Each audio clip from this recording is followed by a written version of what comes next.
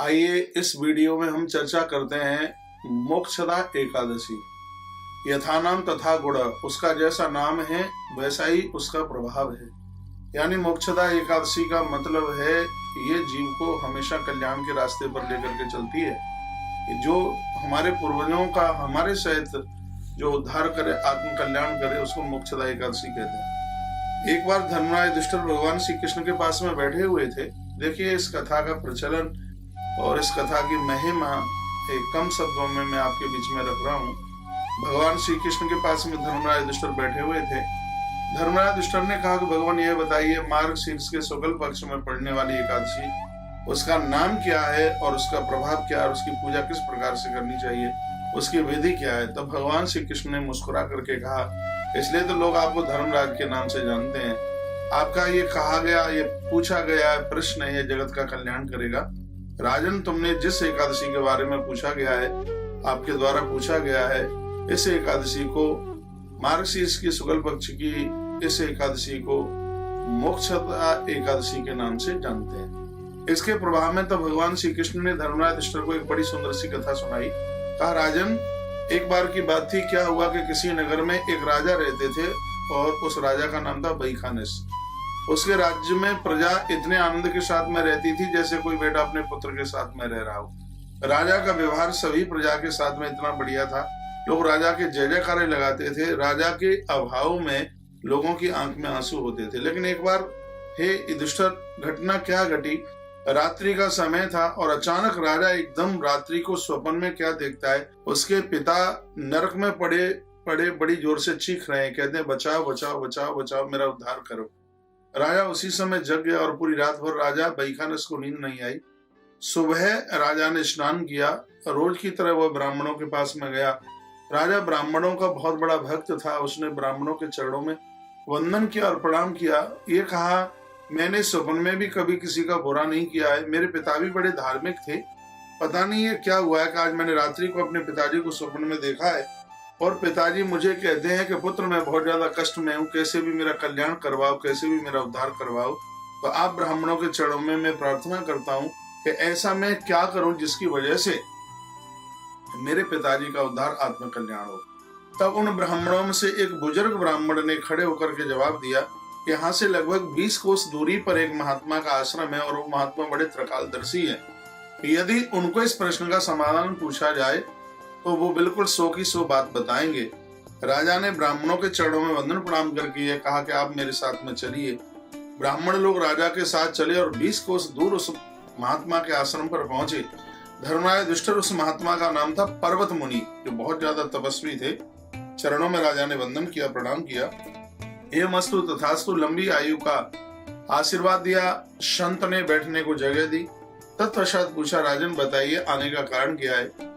राजा की आंख में आंसू आ गए और कहा, गुरुदेव, धिक्कार उस संतान के लिए है कि जिसके पास सब कुछ होता हुआ भी और वो उसके पूर्वज नरक को जाकर के भोगे। मैंने आज रात्रि में अपने पिता को बहुत कष्ट में देखा है। जो पिताजी चीख चीख करके, रो रो करके मुझे बोल रहे थे, कहा, बेटा, मैं नरक में पड़ा हूँ, कैसे भी मेरा कल्याण कीजिए, मैं बहुत दुखित हूँ। हे गुरुदेव, मैं आपके पास में आया हूँ, मैं आपके चरणों में आया हूँ, आप कल्याण कीजिए, मेरे पिताजी का उद्धार कीजिए। मुझे आपके आश्रम से दिखाई दे रहा है ये पूरा का पूरा तपोवन है, नदी पास में बह रही है, झरने पास में है, बीच जंगल में। ऐसा लग रहा है कि आकाश बिल्कुल पहाड़ों से बिल्कुल जुड़ चुका है। यहाँ का ऐसा वैभव दिखाई दे रहा है। सूर्य भगवान जिस समय निकल रहे हैं तो ऐसा लग रहा है कि उन्होंने पूरी की पूरी किरण यहीं आकर के बखेर दी है। और इस नदी का किलकिल करता हुआ जल ऐसा लग रहा है कि इस आश्रम का वो अभिषेक करने के लिए तैयार है। गुरुदेव, मैं तो उस समय हैरान हो गया जिस समय मैंने यहाँ हिंसक पशुओं को, शेर को मैंने आपके चरणों में वंदन करते देखा है, प्रणाम करते देखा है। और मैं तो ये सब देख करके बड़ा हैरान हो गया हूँ कि जहाँ मोर और सांप दोनों पास पास में बैठे हैं। या तो मैंने ऐसा भगवान महादेव के पास, भगवान शंकर के बारे में सुना। हे गुरुदेव, ऐसा ही मैंने आपके आश्रम में देखा है। सबके चेहरों पर बिल्कुल मुस्कुराहट है, सब आनंदित मग्न है। सर्प भी देखो कितने आनंद के साथ में रह रहे हैं। बिच्छू, कांतर और भी जितने भी हिंसक जीव जंतु हैं, उन सब में कितना मैं अथाह प्रेम देख रहा हूँ, अथाह स्नेह देख रहा हूँ। यहाँ गाय रंभा करती करती अपने बच्चों को कितना लाड कर रही है, कितना दुलार कर रही है। यहाँ का पूरा वातावरण कितना रमणीक हो रहा है। ये वृक्षों के ऊपर फल कैसे लदे हैं, इसके ऊपर पुष्प कैसे लदे हैं, और ये संतों की टोली ऐसा लग रहा है कि आकाश मार्ग से स्वयं सप्तऋषि ही यहाँ उतर करके आ गए हैं। जिस समय ये विधाता ब्रह्मा और भगवान विष्णु और जब महादेव की ये चर्चा कर रहे हैं, तो इनके मुंह से गाई गई ये स्तुतियां कितना आनंदोत्मग्न कर रही हैं, कितना आनंद आ रहा है। इस नदी का जल स्तब्ध हो गया है। ऐसा लग रहा है कि नदियां इस आवाज को सुनने के लिए बिल्कुल तैयार है। हे गुरुदेव, मैं आपके चरणों में वंदन प्रार्थना करके पूछना चाहता हूँ, एक बार मुझे ये बता दीजिए कि मेरे पिताजी कष्ट में क्यों हैं, वह नरक में क्यों हैं।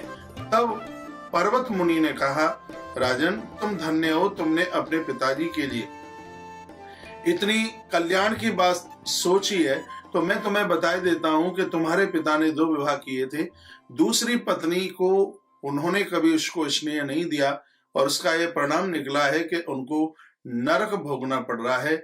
इसलिए हे राजन, इसका समाधान मैं तुम्हें बता देता हूँ। कुछ समय के बाद में मार्गशीर्ष मास के शुक्ल पक्ष की एकादशी आ रही है, और राजन उसका नाम ही मोक्षदा एकादशी है। यदि तुम अपने पूरे परिवार के सहित एकादशी का व्रत करें और उस एकादशी के व्रत को अपने पिताजी के लिए समर्पित कर दें, तो निश्चित रूप से तुम्हारे पिता मोक्ष को प्राप्त हो जाएंगे। राजन, उस एकादशी की इतनी बड़ी महिमा है। तब राजा चरणों में गिर पड़ा और कहा, गुरुवर, मुझे यह बताइए कि इस एकादशी को कैसे किया जाएगा, इसके बारे में बताएं। तब महात्मा पर्वत ने कहा, राजन, भगवान शालिग्राम को, भगवान नारायण को तुलसी और तुलसी मंजरी चढ़ाना, और भगवान शंकर को वेल पत्र चढ़ाना, और उनको वंदन करना, उनको पूजन करना, घृत का दिया जलाना, और पूरे दिन और पूरे रात 24 घंटे तक तुम्हें अन्न खाना नहीं है। रात्रि आधी रात तक कम से कम तुम्हें जागरण करना है। दूसरे दिन गौ माता को रोटी देकर, चंदिया देकर ब्राह्मण भोजन कराने के तत्पश्चात फिर तुम भोजन करना। और मैं तुम्हें बहुत आनंद के साथ ये कह रहा हूँ कि तुम्हारे पिता नरक से मुक्ति प्राप्त कर लेंगे। भगवान श्री कृष्ण कहते हैं, हे धर्मराज युधिष्ठिर, उस समय उस महापुरुष के चरणों में वंदन प्रणाम करता हुआ राजा अपने स्व स्थान पर चल करके आया। उसने अपने पूरे नगर में ढिंढोरा पिटवाया कि मार्गशीर्ष के शुक्ल पक्ष की आने वाली एकादशी सबका कल्याण करने वाली होगी, सबको ही व्रत करना है। तो उस समय पूरे नगर ने वह व्रत किया। जैसे ही 24 घंटे पूरे हुए, ब्राह्मणों को भोजन कराया जा रहा था, इतने में क्या हुआ कि आकाश मार्ग में एक विमान दिखाई दिया, और उस विमान में से आवाज आ रही थी। कोई बोल रहा था कि पुत्र, तुम्हारा कल्याण हो, तुम्हारी वजह से आज हम भगवान नारायण के भवन के लिए, विष्णु भवनम गच्छति, हम भगवान के भवन के लिए हम जा रहे हैं, बेटा तुम्हारा कल्याण हो। भगवान कृष्ण कहते हैं, धर्मराज युधिष्ठिर, मोक्षदा एकादशी के द्वारा जिसका कल्याण हुआ है, जो प्रसन्न होकर के बोल रहा था, वो कोई और नहीं, राजा बैखानस के वो पिताजी थे, नरक से जिनको मुक्ति मिली है, और वो भगवान के धाम के लिए चले गए। तो मैं आप सभी भक्तों को ये कहना चाहूंगा कि आप 11 का व्रत जरूर किया करें। 3 दिन में पूरा होने वाला एकादशी का व्रत, दशमी को एक बार भोजन लिया जाता है, एकादशी को एक बार फलाहार लिया जाता है, और द्वादशी को भी एक बार भोजन लिया जाता है। इसमें हरे और हर की पूजा होती है। निश्चित रूप से यह एकादशी, इसलिए इसका नाम मोक्षदा एकादशी है। इस सर्व प्रकार से हमारा भी कल्याण करती है और हमारे पूर्वजों का भी कल्याण करती है। इस वीडियो को आगे भी भेजिए, शेयर कीजिए, चैनल को सब्सक्राइब करना न भूलें, बेल आइकॉन जरूर दबाइए, क्योंकि पता नहीं किस वीडियो को सुनकर और आपके छोटे से प्रयास के द्वारा पता नहीं किन भक्तों को एकादशी का व्रत करने का सौभाग्य प्राप्त हो जाए, तो उसकी एक फल की प्राप्ति आपको भी होगी।